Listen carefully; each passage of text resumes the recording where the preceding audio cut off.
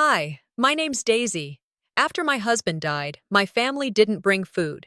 They brought silence.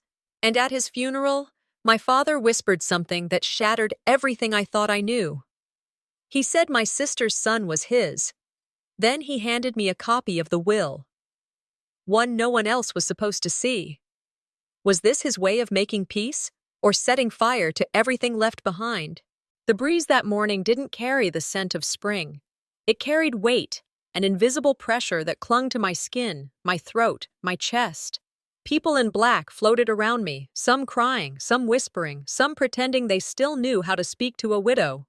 I stood there, hands clenched tight in front of me, watching my husband's casket descend into the earth. It was final in a way nothing else in life ever had been.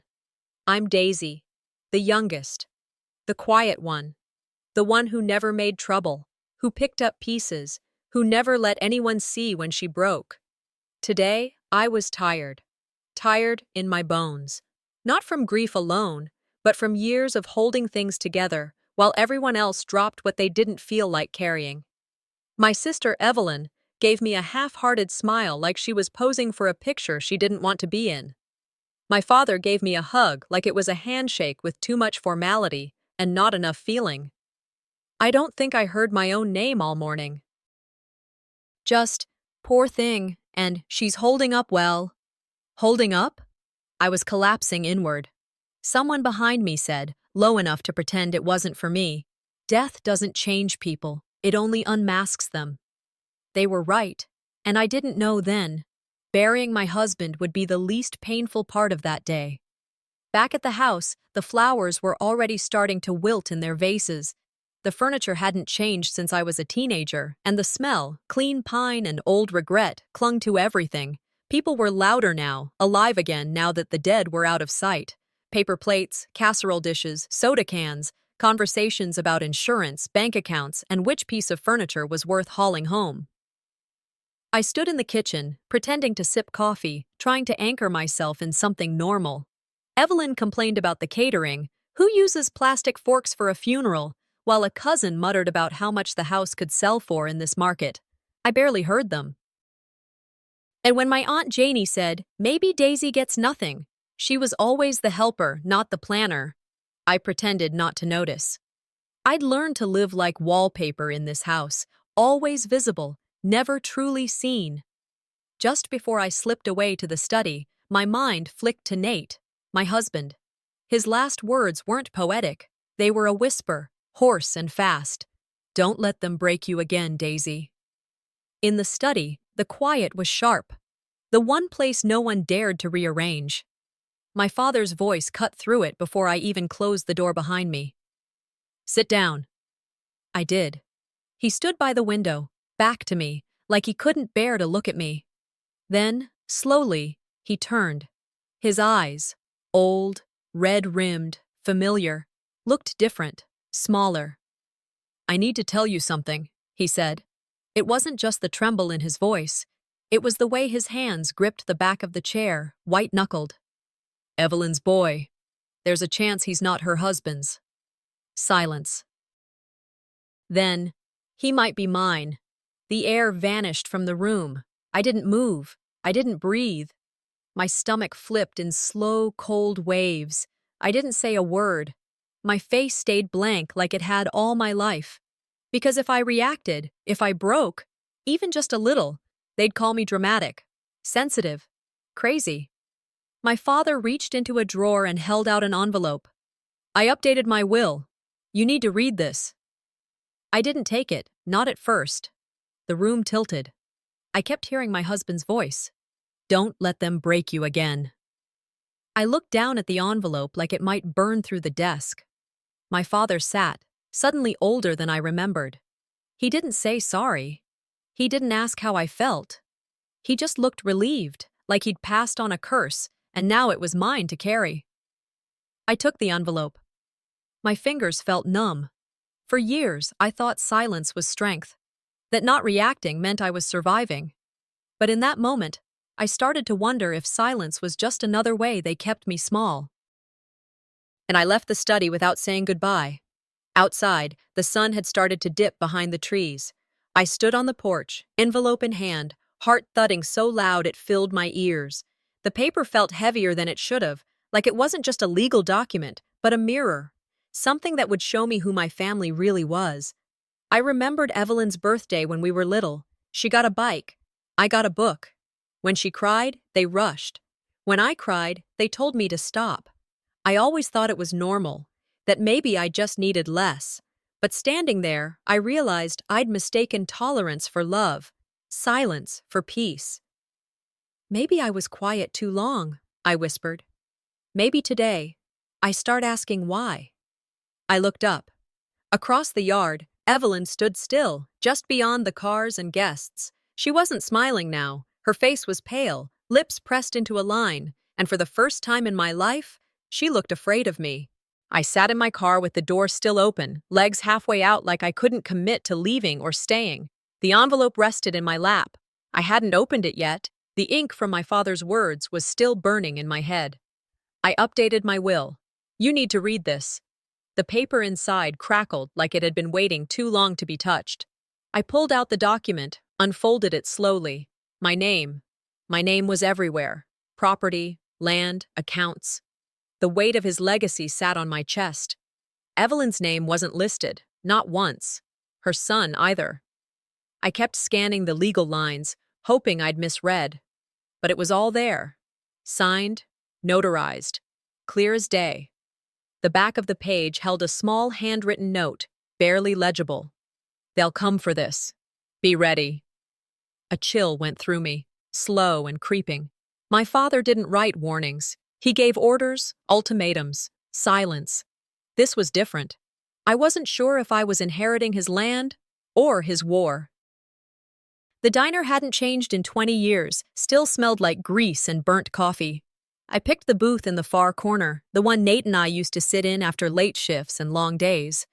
The waitress, Molly, slid me a menu I didn't need and gave me a knowing look. Your sister was here earlier, she said, topping off my water. Didn't look too happy. I didn't answer, just nodded. The phone buzzed in my pocket. Unknown number. You don't belong on that land. Walk away while you can. I stared at it. No name, just words. I deleted it. A second buzz. One dead husband is enough. The screen blurred. My hand clenched. I didn't reply. Didn't ask who it was. Just stared out the window, pretending the coffee tasted like something. There was no grief left in the room. Just anger wearing black clothes and fake smiles. This wasn't about mourning. It was about territory. Control.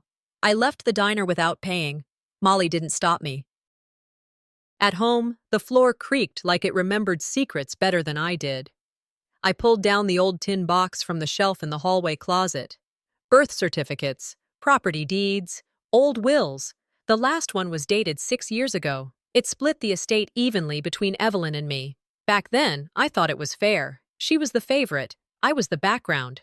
Then I remembered Evelyn dated someone from the county office once. Not long after that, Dad got quiet around me, stopped calling me kid, just stared through me, like I was part of the wallpaper. I laid the two wills side by side on the table. They didn't match, not just in content, but in font, format, phrasing.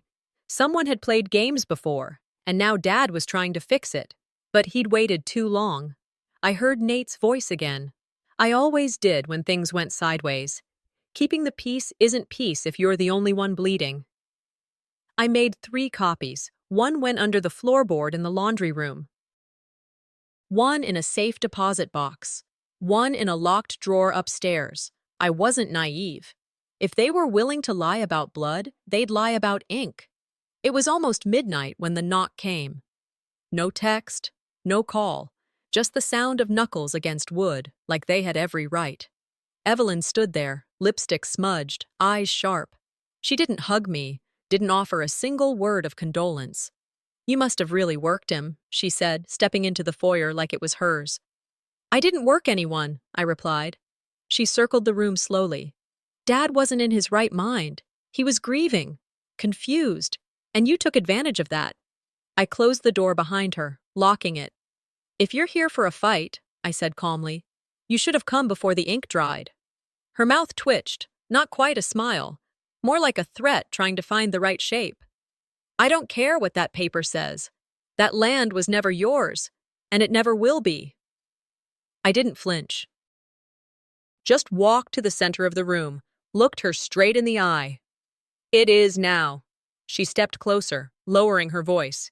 You think a piece of paper's going to protect you? You've never had the stomach for this, Daisy. You never did. She turned without another word and walked out, heels clicking like gunshots on the old floorboards.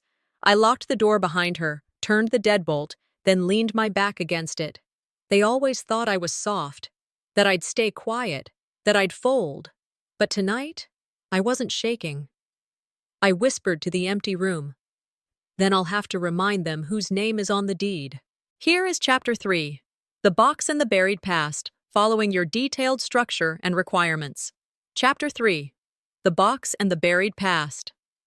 Darkness stretched across my bedroom floor as I lay awake, tracing the cracks in the ceiling. My father's words echoed. Evelyn's boy might be his. The threats, the text messages, they'd started to pile up like a storm ready to break. I reached over to the seat beside me, my hand brushing the new will tucked into a weatherproof pouch. I pressed it to my chest, as if forcing myself to swallow courage and fear. I thought, truth doesn't set you free. It sets you on fire first. My nights had grown shorter since all this started. Doubts kept me awake, weaving through memories I thought were settled decades ago. And I realized there was one place, my father's last safe harbor for things that mattered. The family storage unit. I slipped the pouch under the spare tire in the trunk. If someone broke into the house, they'd take the will before they disturbed my hiding spot. I turned off the lights, breath held, not trusting the hush of the house. Silence weighed heavier than any argument. At dawn, I drove out of Tulsa, morning air tinged with dew and determination. The storage unit sat behind rows of metal boxes, anonymous and cold. I unlocked the code, the latch creaking like an old wound. Inside, layers of dust and forgotten receipts swirled around an unassuming lockbox labeled, "Only if you must." My breath hitched. Hands trembling, I opened it. Inside lay a folded photograph of Evelyn in her early 20s, arm linked with a man I'd never met. Next to it, a sealed letter in my father's handwriting. I unfolded it, heart pounding. The letter spoke of Evelyn's growing influence over him, hints that she used leverage, maybe more, to shift the original will. A memory floated up, the hospital visit when I was small, whispers I couldn't piece together then. The lockbox held more, a key with a tag matching the bank's safety deposit system. My father's voice in memory. Not all truths are meant for dinner conversations. This was one of them. Under a pale afternoon sky, I entered the bank pretending to be someone else, using my mother's maiden name. The clerk barely questioned me. The deposit box opened with a soft click that felt like unlocking a chain I'd carried for years. Inside, medical files, an old paternity test confirming what the letter hinted at, and an audio recording. I pressed play in a quiet car outside. Evelyn's voice, younger, desperate. If I don't get what I want, I'll tell. I'll ruin us. Then my father's response, weary, defeated. The betrayal cut deeper than any memory. Blood tied us, yes, but love never existed in that bind. The severing felt inevitable. I covered my mouth, tears hot and silent. The world was narrow in that moment. Betrayal wasn't abstract, it was still living. Back home, I paced. The drive from the bank felt slower, my mind replaying every moment. I copied everything. The tests, the recording, the letter. Locked the flash drive inside my bedside drawer. Silence again, but now chosen, not forced. Night fell before I knew it. I heard a soft thud at the door. A manila envelope lay there. I picked it up with trembling fingers. Inside, a photograph of me in the bank lobby. They'd been watching. I didn't scream, just whispered to the darkness. So now they're watching me, too. It was just after midnight when the buzzing began. I sat alone at the kitchen table, a single overhead bulb humming above me, casting long shadows across the cold tile. My phone pulsed with one notification after another. family group chat lighting up like a fire I hadn't started but would have to put out. I hesitated, then opened the thread. A screenshot glared back at me. Mom said you no longer have a home. Sent by a cousin too cowardly to call but bold enough to stir the pot. The message was forwarded, passed along like gossip at a funeral buffet. It stung deeper than I cared to admit, not because it was unexpected, but because it sounded so final. A digital eviction. Somewhere in the back of my mind, I saw myself at 7, picking up broken toys after Evelyn and her friends had left me behind, always cleaning up, never invited to the game. But tonight, I wasn't that girl anymore. I sat up straighter, thumb hovering over the screen. Then her name appeared. Evelyn. Just 3 words. Hope you're reading this before it gets deleted. I stared at the screen long after the message disappeared. No apology, no explanation. Just another knife disguised as a whisper. I didn't reply. Instead, I whispered to the empty room, "They think they can erase me. Let's see how that goes." The next morning came slower than usual. I dressed in quiet, combing my hair like my husband used to do. Neat, parted to the side, deliberate. The community center buzzed with small-town chatter by the time I arrived. The unveiling of a mural my husband designed before he passed. A celebration in his name, attended by neighbors and those who used to call us family. Polite claps greeted my short speech. He wanted to build, not destroy, I said simply. My voice held, but barely. Evelyn stood across the room, drink in hand, surrounded by women who looked like they knew how to wound without raising their voices. One of them whispered just loud enough, "Good for you that Dad changed the will." I smiled without smiling, my hands folded tightly at my waist. Then I saw him, Knoxley, Evelyn's boy, running through the hall in a faded dress I recognized, one I wore when I was 5. The hem still had the embroidery I stitched with Mama. My throat closed up. Stolen moments, stolen things, and they still wanted more. After the ceremony, I slipped into the side room by the library, letting the soft click of the door settle the noise outside. Evelyn followed within seconds. Her voice slid through the air like oil. "You're making a scene when the town needs unity." I turned. "Unity built on lies collapses faster than you think." She raised a brow, unfazed. "Would you prefer chaos?" I pulled out my phone, tapped the screen, and held it up. "This," I said, showing her the screenshot, "isn't just rude, it's cruel." Then I showed her the photo of Knoxley. That was mine. "He doesn't even know who he's wearing, does he?" Her face shifted, not fear, not guilt, just the crack of control slipping. Her hands twitched. "You don't understand." "No," I cut in. "You don't get to do that anymore." We stood like that, no yelling, just tension coiled so tight it nearly hummed. I left first. Outside, the sun dipped low, casting long shadows across the sidewalk. I caught a glimpse of myself in the car mirror, hair slightly out of place. Eyes sharper than they'd ever been, not broken, just tired of playing quiet. As I reached for the door handle, a woman called my name. I turned. It was June Talley, old friend of my husband's, eyes kind but wary. She held out a cream-colored card. "Rowena Malik," she said. "She's expecting you." I froze. The name meant something. Rowena, the lawyer who held the real will, the recording. I nodded, pocketed the card, closed my eyes a moment. "They wanted me silent," I whispered. "Now I speak." The next morning, I was already outside Rowena Malik's office before the janitor turned the lock. A sharp, clean building with old bones, like her. She greeted me at the door herself, gray suit, hair pinned up like a judge from another century. There was no small talk, just a slight nod and a gesture toward the back office.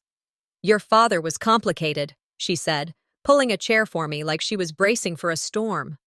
"But he wasn't a fool." She closed the door, locked it. Then she pressed play. His voice came through slow, rough, the kind of tired you don't sleep off. He talked about mistakes, about grief, about the night after my mother's 3rd surgery when he got too close to someone who shouldn't have been near. That someone was Evelyn. And from that night came Knoxley. He said he'd tried to correct it. He signed the new will. But Evelyn, she always knew where to press to make it hurt. He feared she'd burn everything down if the truth ever saw daylight. Rowena turned off the recorder and looked at me flat. Legally, you have ground. Morally, well, families have a way of rewriting those rules when secrets get expensive. I sat in silence, jaw tight, throat dry. She added, "You're entitled, but that doesn't mean you'll win. Justice rarely shows up clean when it's been hiding this long." I nodded once, no promises, no tears. Then she leaned in. "I'll help, but I'm not risking my license unless you're ready to do this all the way. You'd need to speak publicly, at the estate board hearing, no hiding behind lawyers." I blinked. "You know how this town treats women who raise their voices?" Rowena didn't flinch. "Do you know how it treats women who stay quiet?" Her words hit harder than I let her see. She handed me a manila folder. "Everything you need is in here. Use it wisely, or don't use it at all."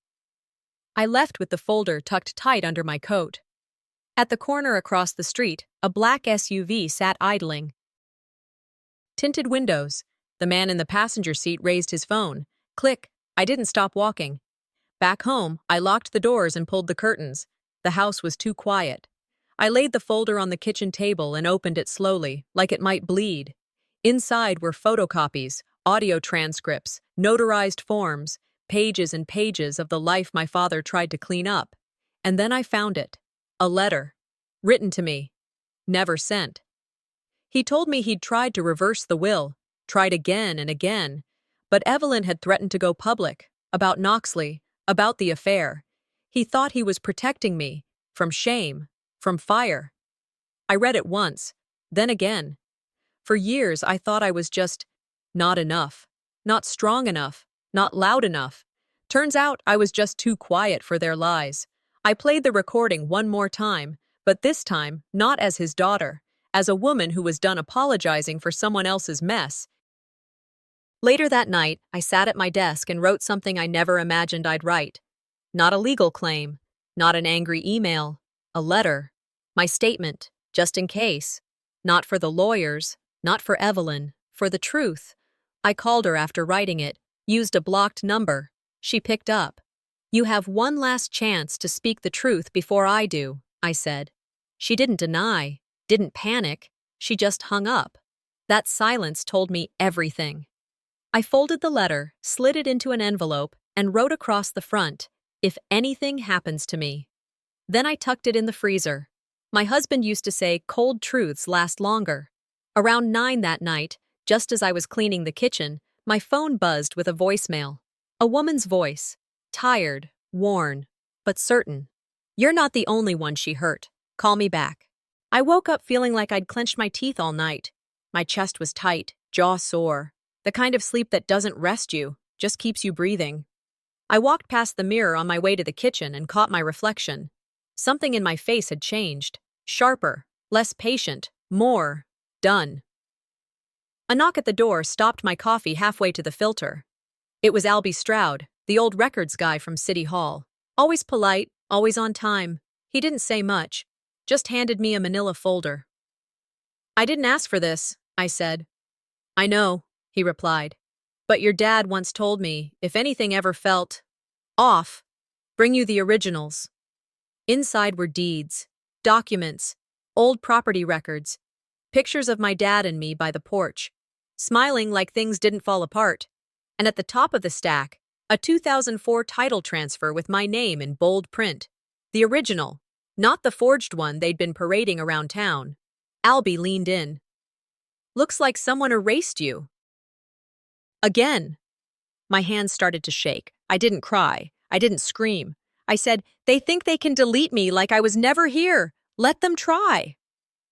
Around noon, I forced myself to attend the community meeting downtown, supposed to be about the new park project. Turned out it was about me. Whispers followed me into the hall like perfume that wouldn't wash off. "She's losing everything." Poor thing. No name on the house anymore. A local TV reporter, young guy trying to make a name for himself, turned a mic toward me during refreshments. So, Ms. Quaid, will the land now fully pass to Evelyn's side of the family? I swallowed, looked him square. No, I said. Actually, I still own it, and I have the documents to prove it. My father's true intentions are still intact. The room dropped into dead quiet. Even Evelyn, standing 2 rows behind the juice table, blinked hard. Her hand twitched like she might throw her plastic cup. I saw it. She didn't think I'd speak. I walked out before the next question came. That was enough for today. Back home, I changed clothes, poured a glass of water, and set up a call with Rowena. Her face flickered onto my screen. That same no-nonsense stare, like she was already 5 moves ahead of everyone else. She nodded as I held up the folder Albie gave me. Now you've got teeth, she said. She laid it out plain. The forgery could be challenged. The audio files, letters, and photos, we'd drip them out, piece by piece. Not a bomb, a slow break. They've written you out for years, she said. Now we start rewriting. I'm done waiting, I told her. Let the truth hit them like a wrecking ball. She smiled once, barely. Then start with your own voice. So I did. That night, in my study, I sat with the same desk lamp my husband used when he drafted his last community blueprint. I opened my laptop, took a deep breath, and wrote a press release. No lawyers, just me. I posted it publicly, added a photo of the original deed, and ended it with a line I didn't plan, but felt right. I refuse to be ghosted from my own bloodline. I stand up for his memory. I hit send. 5 minutes later, my phone buzzed. A voicemail from Evelyn. She didn't say a word, just breathed, heavy, slow, intentional, like she wanted me to know she was still in control. But it didn't work. I didn't flinch, didn't even press play again. Then, just past midnight, I heard it. A knock, not on the door, on the side window. I turned off the light, stood still. 2 shadows, one tall, one broad. They didn't move. I didn't either. But they'd learn soon enough. I wasn't afraid of the dark anymore. I woke up with my jaw set and my hand already reaching for the letter from Mom, the one Rowena had given me. I hadn't dared open it yesterday. Maybe I was afraid of what I'd read, or maybe I already knew what she'd say. I sat down in my study, the same place I'd cried 100 times. Not today. I opened the envelope.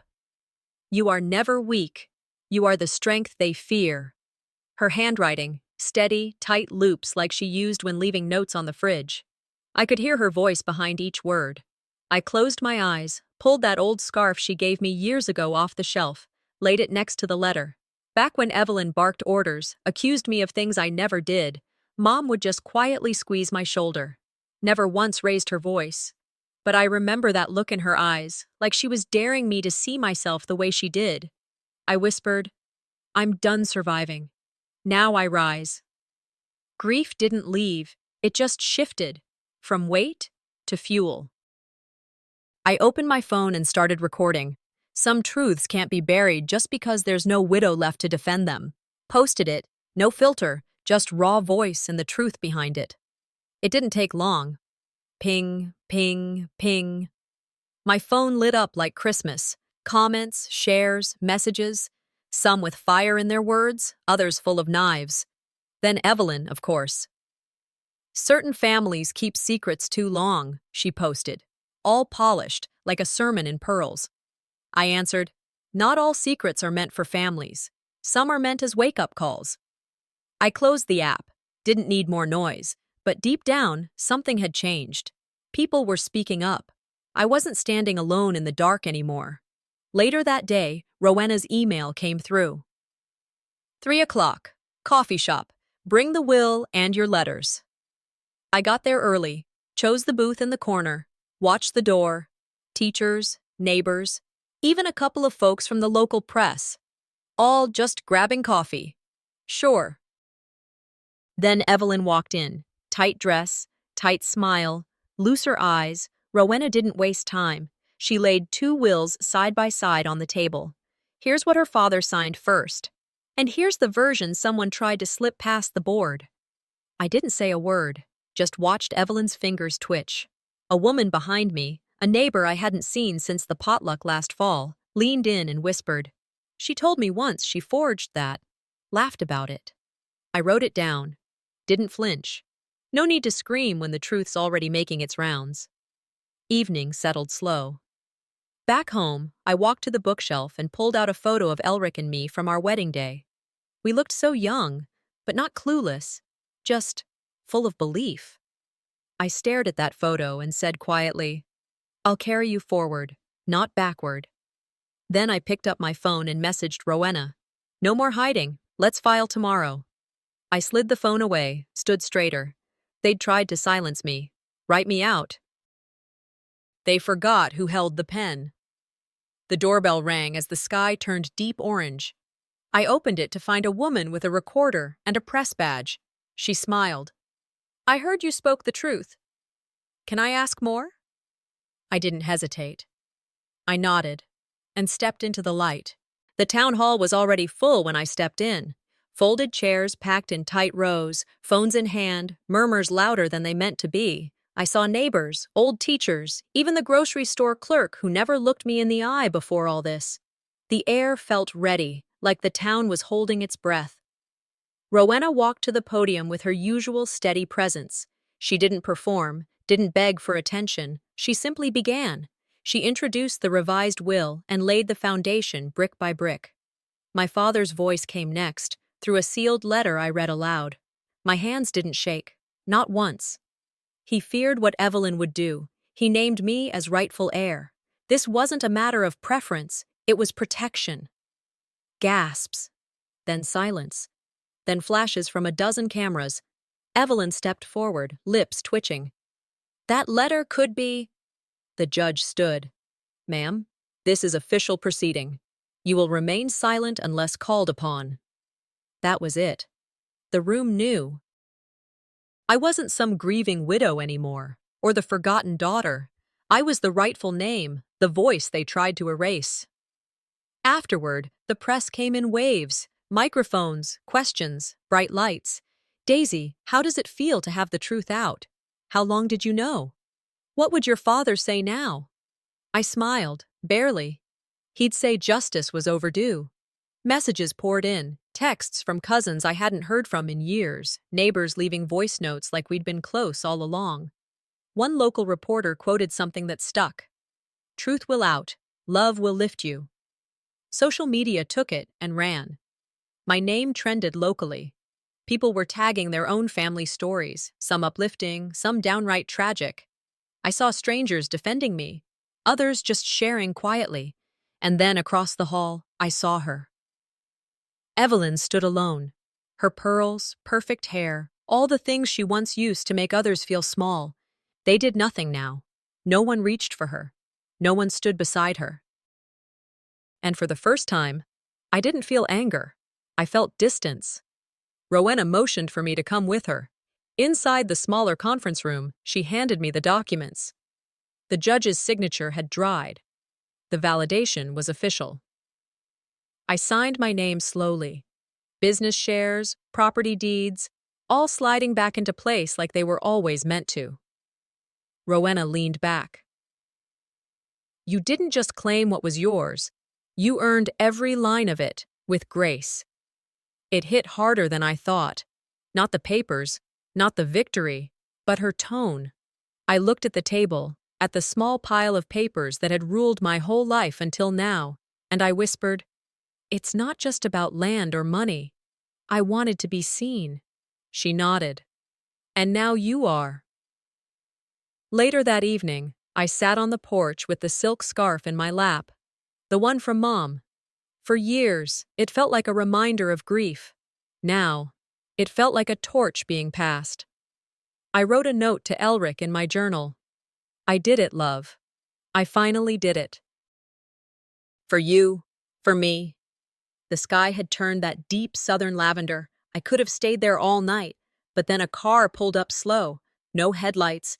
It didn't park, just rolled close enough to drop something under the gate. Then it was gone. I walked down, picked up the sheet, typed, black ink, bold. "This isn't over." No name, no signature, just that. I stood there longer than I should have. Victory had its moment, but peace? Peace was still waiting its turn. I walked that path alone. Same dirt, same stubborn grass that curled over my ankles, the same gate latch that always stuck. The house stood there like it had never moved, gray paint peeling, porch sagging a bit more than I remembered. I turned the key. The door resisted at first, then gave in. It smelled like time. No sounds, no running water, no clicking clock. Just the stillness of a place that remembered more than it showed. I moved through each room. The kitchen, where Mom hummed old country songs while chopping onions.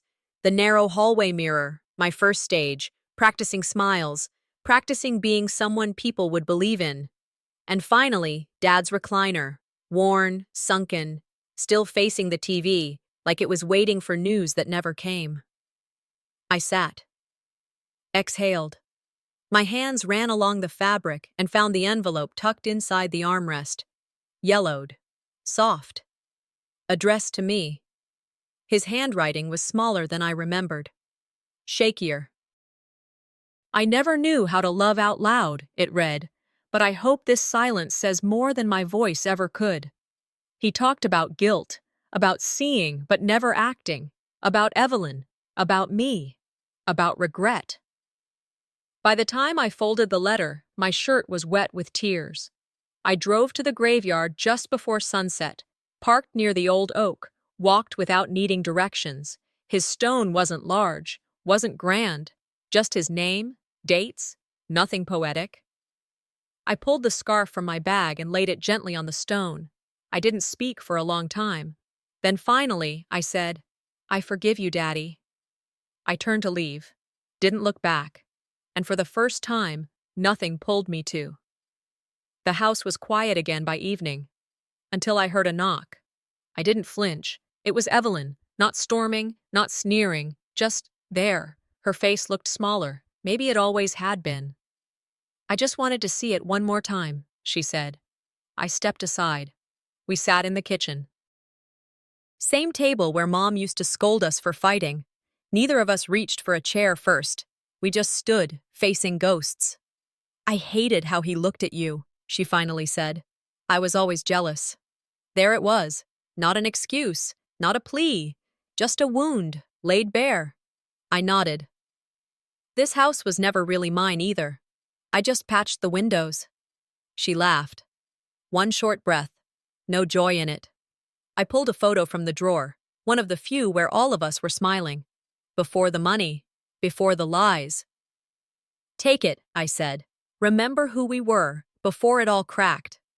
She held it like it might break. Then she left. A few days passed. The world outside kept spinning.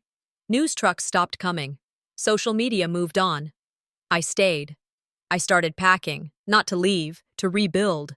This house would become something new. A safe place for women with nowhere else to go. I met with contractors, handed them coffee, rolled out blueprints on the same table Evelyn and I had shared. "It's time this place gave someone hope," I said. They nodded. They understood more than they let on. That evening I sat on the porch again. Just me and the fields and the fading sun. Orange, soft, not like fire, like peace. I recorded a voice memo on my phone. To anyone listening, sometimes the real inheritance isn't what's written down. It's the quiet you carry inside. The kind that says, "You're free now." That's the kind of legacy I want to leave. My phone buzzed. A name I hadn't seen in years. The message was short. "Daisy, I think there's something else you should know."